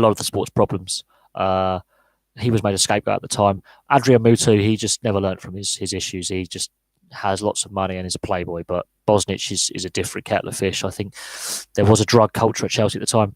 But yeah, Mark Bosnich has redeemed his reputation. Yes, Bosnich was an Australian international with, I believe, Croatian origins, definitely Balkan origins, but he also anglicised his name with the H to settle into Australia. I know that much. But Mark Bosnich, yeah, he was made a scapegoat for the drug issues within football, the party culture within football at the time. He was made a scapegoat, hung out to dry, thrown under the bus, whereas Adrian Mutu wasn't made the scapegoat so much. He just kept getting suspended. I think Mutu is still playing as well and is still a cokehead. So, doesn't really learn his lesson. But Adrian Mutu is the lesser Maradona of this world. One of the first big signings under Abramovich's reign at Chelsea. And one of the biggest flops at Chelsea as well. But no, I think there is a culture issue within football when it comes to this kind of drug misuse. But yeah. Yes, there was some rather horrific facial and head hair in the 70s at both the 74 and 78 World Cups. You just have to look at the footage on YouTube of those World Cups. There is some pretty obscene facial hair. And again, an Australian player with German heritage because of the post-World War II emigration of so many Germans. Kezman, yeah. Mateo Kezman, he's regularly had issues. Again, Balkan heritage. So there's also a dual link there. But no, Chelsea seems to have a lot of these players that have drug problems, be it at that time at Chelsea or after they've moved on. We've named 3 ex-Chelsea players now that have been linked into drug misuse. So that says to me that there is an issue under Abramovich at Chelsea with drug misuse. Although Mark Bosnich, I think, was before then, and I think he went to Man United, but he was a Chelsea player as well at one point. There is an issue there, definitely, within the sport, and there seems to be a bigger issue at Chelsea. This is why I think Chelsea's a classless club. I think their fans are pretty classless for the most part. The club is pretty classless for the most part, and they're called Chabsky for a reason. They are a classless club with a racist undertones in some of their fans. There is an issue with Chelsea. Definitely a culture issue with Chelsea. Hopefully Sarri's the right kind of guy to root out any kind of issue like that still persists there. But then again, he was manager at Napoli. When we look at Napoli in the past with Maradona and some of his teammates being cokeheads. So again, football has this issue that's been going on for quite some time, and it won't go away until football decides to tackle it head on. It won't go away. This is why football is seen such a negative light by a lot of people. It's because of the playboy lifestyle that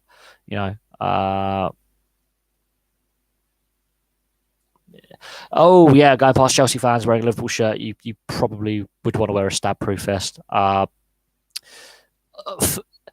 Chelsea and Liverpool's rivalry, I think, is there because of the Champions League game, the Torres transfer, Rafa Benitez, and the media has stoked a lot of it. But again, two clubs with some classless fans. They really are. Liverpool demand respect for the Hillsborough disaster, yet they can't take criticism for their role in the Hazel disaster, and they regularly disrespect the Munich crash disaster. And every time there's commemorations for that, they regularly make vile comments. So they want to be held.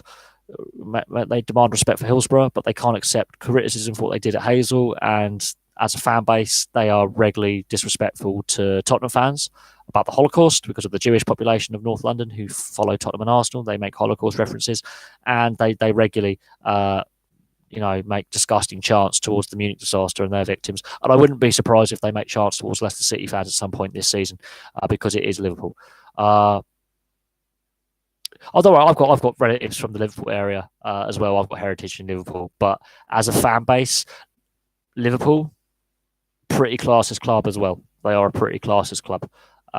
Same with Chelsea. There are some fan bases I really don't like, and my dad was a lifelong Liverpool fan, as was my granddad. My granddad was a Scouser of Irish descent. But over recent years, I've noticed the disgusting chanting that Liverpool fans have. It's pretty classless. Same with Celtic and Rangers. I know I have followers of all these clubs in my live streams and as subscribers, but there are some fan bases, even if it's a minority, there's not enough done to tackle either anti-Semitic chanting, homophobic chanting, racist chanting, or chanting about severe disasters. The clubs don't do enough to combat some of the vile chants that that are seen as acceptable. WWF in the Attitude Era, yes, there was an issue with Scott Hall, Kevin Nash, and X-Pac. Yep, that's well known. X-Pac has also done his sex tape with the late China, where he's clearly having large amounts of non-medical marijuana.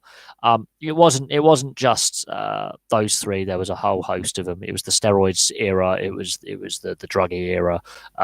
This is why my favorite wrestler in that era, Eddie Guerrero, is dead. Partly because of steroids, but partly because of cocaine misuse. And he was one of the nicer guys within the Attitude Era locker room. And he's passed away. Loads of them were doing it. One of the reasons why I've gone off pro wrestling is now it's gone so PG, it's so watered down, it's the storylines are cack. But at the same time, the steroid misuse is still ongoing, and Vince McMahon and the company and the other wrestling companies don't. The wellness policies of these companies is a joke. But there we go. Liverpool University, yes, very historical university for a red brick. And Liverpool as a city has gone through some big ups and big downs economically over the last 100 years. But I don't know what it is with their football fans. And it's the same with Man United fans as well when they take the piss out of Hillsborough. It's the same with Leeds fans taking the piss out of Bradford City for the Bradford City Valley Parade fire. There are some fan bases that are pretty classless, and it's always a minority, but the clubs themselves are classless in not tackling that minority head on and saying this is not acceptable. And this is where football has massive issues, and this is why I particularly dislike football intensely, because of some of the classlessness of the whole thing. Oh yeah, the 70s before the 4-day week.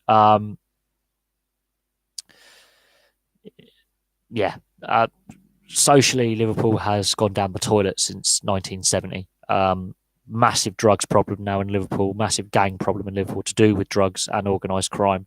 Young kids getting murdered at the age of 11, cycling home from the park. Yeah, there is a lot of problems with Liverpool, and they're not going to go away. Sad to say. Oh yeah, Glenn Jacobs Kane. Yes, now he is a mayor of Knox County in Tennessee. He's more in. I think it's not a PR stunt. I actually do honestly believe that he wants to get involved in politics long term. I think he's realised his body cannot physically take the abuse that he puts it through in a wrestling ring anymore. We've seen with a lot of wrestlers that their bodies just break down, and addiction to painkillers is a problem. I don't know why we're talking about professional wrestling, because it's sports entertainment, not sports, but I suppose we will. Kane, he's still part-time wrestler with the WWE. But much like The Undertaker, I think, yeah, having 20, 30 odd years of doing that to your body, yeah, politics might be a safer bet. And I wish him all the best in that kind of endeavor, because they do have that kind of, we can get young people involved in the political process because of their standing within, as role models within society, because of what they do in sport or in the ring or whatever you want to call pro wrestling. If that can get young people engaged in politics in a positive way and engaged in society in a positive way, in the running of society, then I'm all for him, having a successful term as mayor of Knox County in Tennessee. I don't think this is a PR stunt. This is an actual serious thing that he's doing. And I do hope it actually, encourages more ex-high-profile athletes, sportsmen, and sports entertainers such as wrestlers to get involved in public life, because it will encourage more young people who are inspired by these people to get involved in public life in a good way. So yeah, that's a good thing. Yep. Sri Lankan cricket is in the spotlight for corruption. I think it's Jai Surya or Jai Wardner, I think, is being looked at for match fixing allegations. But Sri Lankan politics is not a nice thing, considering that only recently the civil war with the Tamil Tigers and the Sri Lankan government ended. And there were allegations of genocide and war crimes by both sides, against both sides. And parts of Sri Lanka need, really rebuilding. But no, Sri Lankan cricket at the moment is under the spotlight for corruption. I think it's Jai Surya, maybe. It could be Jai Wardner. It's one of those two is under investigation for match fixing. This comes at the time when the Al Jazeera documentary Part 2 has come out, I think last week, in relation to allegations of match fixing. Sri Lankan cricket's in a bit of a situation right now. They've been done for ball tampering themselves. Not long after the Australians were, so Sri Lankan cricket's under the spotlight at the moment. And now with England touring Sri Lanka and this documentary coming out, the timing is very interesting. And the fact that the week before that documentary was released, an ex-player is named as under investigation is interesting. So we'll have to see what happens with cricket. Cricket is a sport that is regularly failing in tackling corruption and players misbehaving. We've discussed, the amount of Chelsea players who seem to have a cocaine problem, but at the same time, cricket has these issues as well, and again is failing to tackle, addiction, mental health, and corruption. Sri Lanka do have some brilliant players, but there are allegations aimed at the Sri Lankan setup of corruption, and they're not going away, and they're nothing new, and they regularly come out almost one a year, to do with an ex-player, current coach, ex-coach, groundsman, you name it. There are regular allegations against Sri Lankans, and they are linked to this Al Jazeera alleged investigation into corruption in cricket. Cricket itself, the ICC is failing the sport. It's anti-corruption. It's clearly not up to scratch. It's also failed by the fact that the police forces in the countries that Test cricket is played in and one-day cricket, only one country has a dedicated police unit to deal with corruption and criminality in sports, and that's Australia. So again, more needs to be done. And cricket's one of those sports that's wide open to corruption and match fixing, but other sports such as snooker, which has been discussed before, are as well. And the ICC needs to sit down with the nations that play Test cricket and one-day cricket, so even affiliate nations, and go, right, we need to get some police and law enforcement action into this much more seriously. The only reason why Hansi Kronya was caught out match fixing was they were actually doing a police sting on an organised crime syndicate in Mumbai at the time. He just so happened to be staying in that hotel and was approached to match fix and was caught on a wiretap. That's how we all found out about Hansi Kronya. We have to be careful, David Warner, and making threats online. But no, David Warner, the Australian review, and I said this earlier in the live stream, the Australian review into what happened at the ball tampering scandal has basically stated that Australian cricket was rotten to the core, This is their own internal review. This is not an external review. This is a Cricket Australia reviewing itself, going, yeah, the whole thing was rotten. Um, there are those saying that they've served their time, they should be allowed to play cricket again, but Cricket Australia made a stand and set a precedent. And there needs to be a culture change within the sport worldwide. Could there be, oh yeah, the dislike for David Warner is there within the sport, let alone within the fan base of the sport. Outside of the sport, there is also a dislike for him as well. He's not a well-liked individual. He doesn't come across in a positive light. The fact that his press conferences were separate from Bancroft and Smith, and then he tried to also milk the "I'm a victim here" kind of thing was cheap. I think, yeah, David Warner, will he ever play Test cricket again? Probably not. Will he ever play international cricket again in any form? Probably not. We saw what happened with the IPL wanting to distance itself from David Warner very, very quickly. I really do think he's earned his money from cricket. He's shot his bolt. He's done. He is done.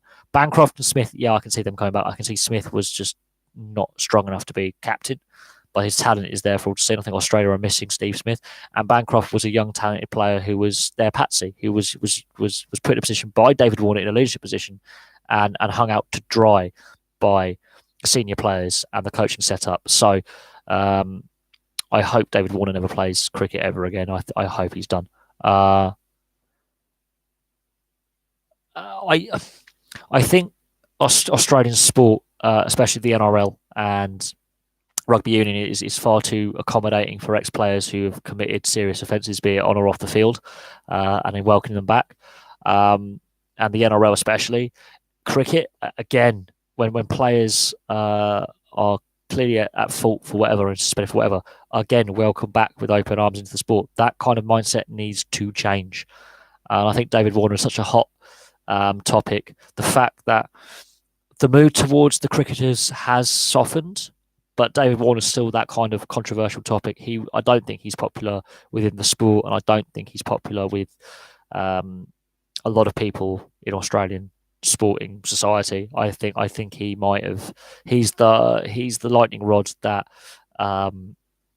is there. It'll be interesting to see what happens when their bans are up. Domestic bans are up. It'll be interesting to see what happens.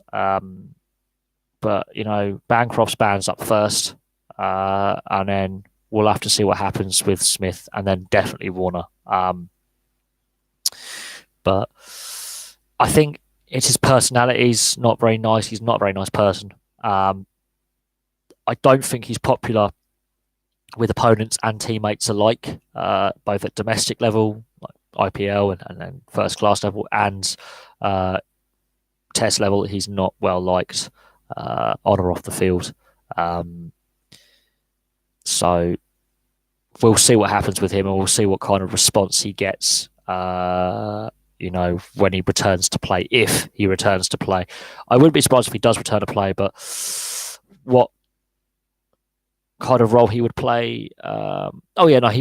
Sledging again. I think this kind of chirping, it's the modern game now. Is it really necessary? That could be interesting if another team oversteps the mark there, considering how Warner regularly overstepped the mark himself. It's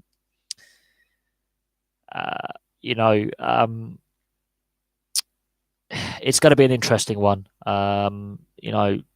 He is a lightning rod. He is a divisive figure. He's a controversial figure. If he is sledged in a match, would they go over the top? Would then he cry wolf? Would he cry to the umpires going, "I'm being sledged here"? It was like, well, you got to receive what you dish out. That'll be interesting.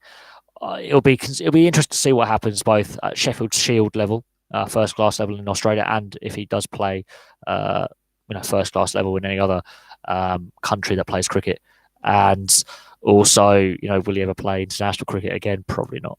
I think Cricket Australia is concerned about the PR damage if it was to backtrack and allow these players back in, especially him. I think the way the whole thing was handled was bad, and I think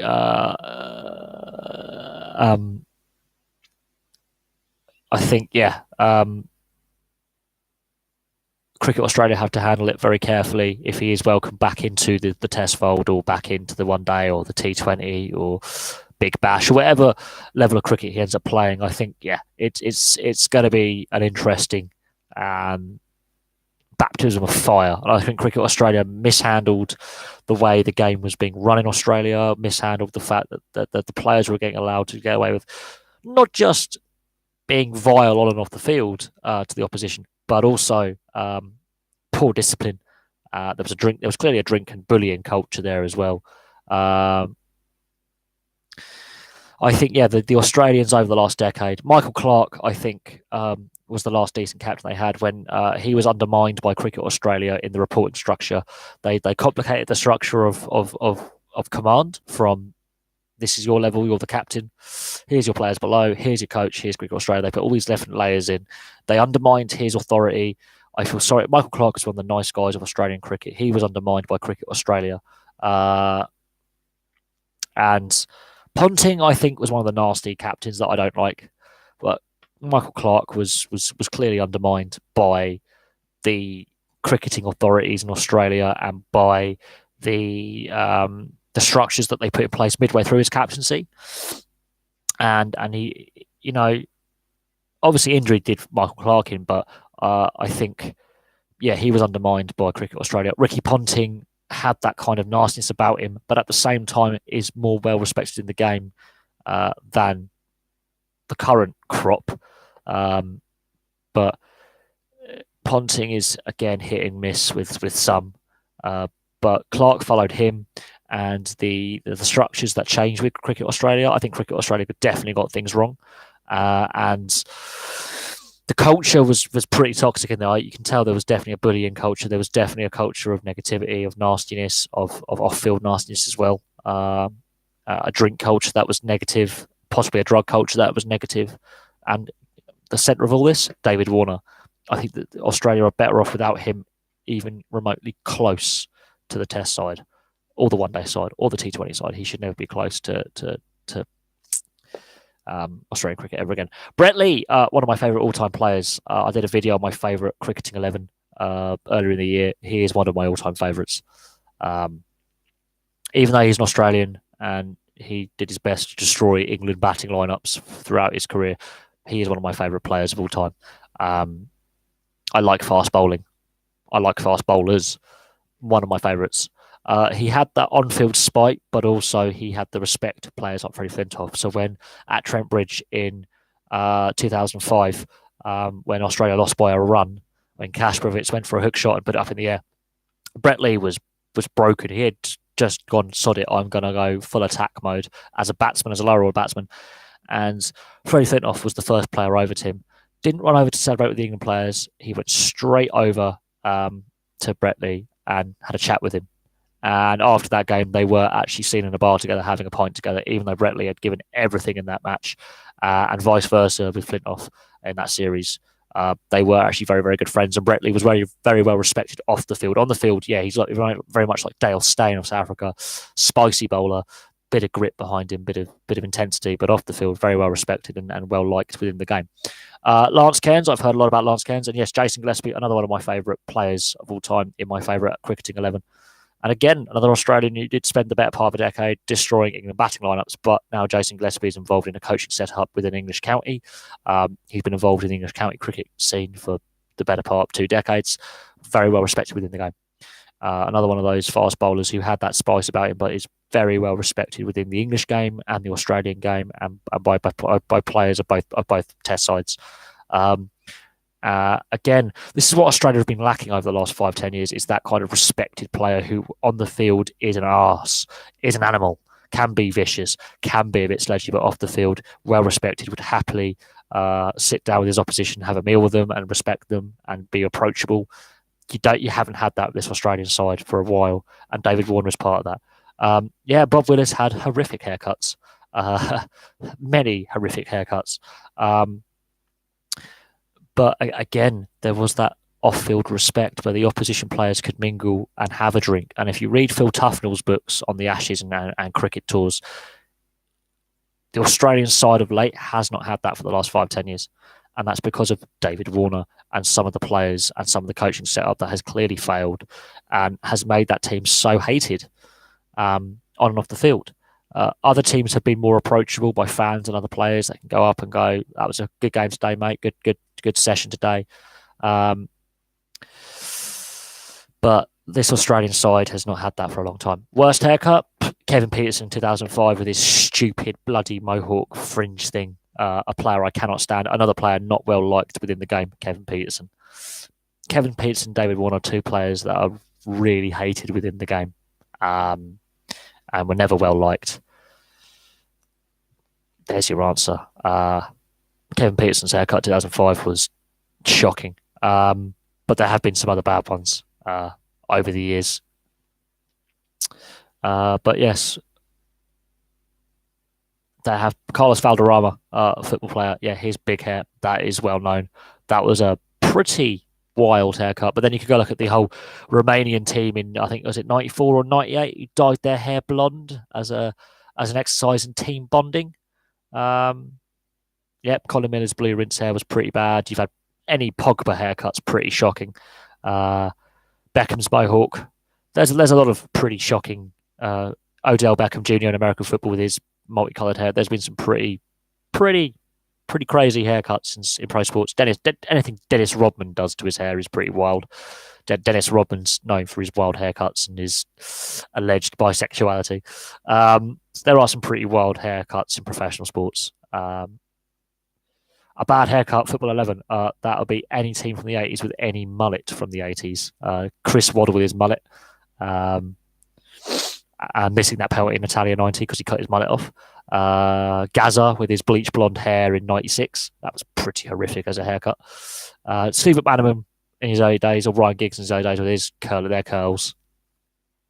Pretty, yeah. There have been some pretty bad haircuts in professional sports. We could discuss. I'm trying to remember the French fullback who had blue hair in the World Cup in '99. Christophe Dominici has had some bad hair. Thomas Castagnette had his bleach blonde hair at one point, which was pretty hideous. I'm trying to think of some other players who've had some really bad haircuts. Yeah, Jerry Collins before he passed away had his bleach blonde hair as well. Freddie Lindbergh with his red mohawk was a bit cringe. There have been some bad ones. Marouane Fellaini with his afro. So yeah, there have been some really shocking haircuts. Abel Xavier, Xavier Silva Costa. He had a real horrific haircut when he was a player. There have been some bad ones, really bad haircuts of football players. Some of them are horrific. Yeah, I'm trying to think of some more. There are some really bad ones. David Beckham's had a few. I'm trying to think. Did Shaka Hislop have a bad haircut once? The goalkeeper. Definitely Pogba. He's had quite a few. There's been some basketball players who've had some pretty interesting haircuts over the years. Some American football players have had some interesting haircuts over the years. There's been one or two epic ice hockey mullets in the NHL over the years. Marty McSorley had a pretty flowing mullet at one point. That was hideous. Wayne Gretzky had a pretty horrific mullet as well. Yeah, Jaromir Jagr, any mullet he had some interesting haircuts over his lengthy NHL career from 1990 till last year. He had some pretty interesting haircuts, known for his flowing mullet. There have been some pretty interesting, bad bodge jobs of haircuts over the years in pro sports. Some of them are worse than others. Baggio, yes, Baggio, they call him Little Pig because of his little haircut, Piglet. Yeah, Roberto Baggio had a pretty bad one. Yeah, that was pretty bad. Not gonna lie, that was not a good haircut. There have been some others though. I would say Rudy Voller with his perm in Italia 90. That perm was oh so horrific. There's been some dodgy dreadlocks. Andy Impey and his dreadlocks at QPR. How could he see with them? Andy Impey with his dreadlocks was a bad haircut, I think. Ricardo Gardner, remember him at Bolton, Jamaican player with his dreads? Yeah. Rigobert Song with his dreads. In fact, any of the Cameroon players with some of their dreadlocks and big hair. We've seen some pretty wild haircuts. I think the worst team haircuts were I think it was France '98 with the Romanian team dyeing their hair bleach blonde as a sense of team unity. They were pretty bad. They were pretty bad. We've seen some pretty bad rugby league haircuts as well. So don't think you Australians are free from some bad haircuts here. There's been some pretty wild sideburns in football as well. In the 70s and 80s were some bad haircuts. Kevin Keegan had a bad haircut at one point. Bad perm. I think you could go for Bruce Grobbelaar's mustache was pretty out there in the 80s and the 90s. David James had, I think, at one point a really bad haircut. Wes Brown's had a pretty bad haircut. I think, was it Jonathan Woodgate had dreads? Jonathan Woodgate had braided hair at one point. There have been some pretty bad haircuts over the years. And it's kind of funny thinking of how well paid these sportsmen are and how bad they have haircuts. All the money they could have to spend, and they do such bad ones. Ian Dowie doesn't have any hair, but he has had bad hair in his time. There have been some bad ones, real bad. I'm trying to think of some. Sammy Huppier with his blonde highlights for Liverpool back in the day. That was pretty cringe. I'm trying to think of some really, really bad ones now. There have been some. But I'm running out of bad haircuts to talk about. There will be some more that come up with like what is that player doing? But there we go. I think we're going to call that live stream a day. We've been going for like an hour and 50 minutes. So there's been some interesting stuff to talk about today. And a lot more interesting things on a variety of sports. Yeah, I think Thomas Repka was pretty intimidating Thomas Repka was pretty intimidating at West Ham. And I'm trying to remember who the Leicester City ex-captain was, but he was pretty intimidating as well. Yeah, Skirtle. Some of his tattoos are pretty wild. And that skinhead just does Thomas. Is it Skirtle? Yeah, he's got a bad set of tats and a bad skinhead. Hamsik with some of his haircuts for Slovakia. He's got some bad hair. Steve Claridge had some bad hair, and Steve Cotterill has some bad hair as well. But yeah, there has been some real bad hair on display. Leroy Lita doesn't have any hair. Jaap Stam has no hair. There's some interesting ones. Bolo Zenden having his flowing blonde locks back in the day. People forget Bolo Zenden's hair. Dirk Kuyt's flowing locks. Skirtle was one. Daniel Agger had a skinhead at one point, which didn't suit him. I think some of Ronaldinho's haircuts were pretty bad. Ronaldo's wedge at the front, when he was a young Brazilian player with his front wedge in 2002. There's that. But there have been some really hideous haircuts, and there's been some really interesting bad haircuts as well. But anyway, I'm going to leave that there. Thank you very much for watching, guys. Really appreciate all your comments, views, and stuff like that. Really appreciate it. Thank you very much for being involved. And we'll have some more videos for you guys soon. There's breaking sports stories all the time, so I'll have a look on the news wires every so often today. And I'll have some more videos for you soon. Thank you very much, guys, and I shall see you soon. Where's the end stream button? End the stream.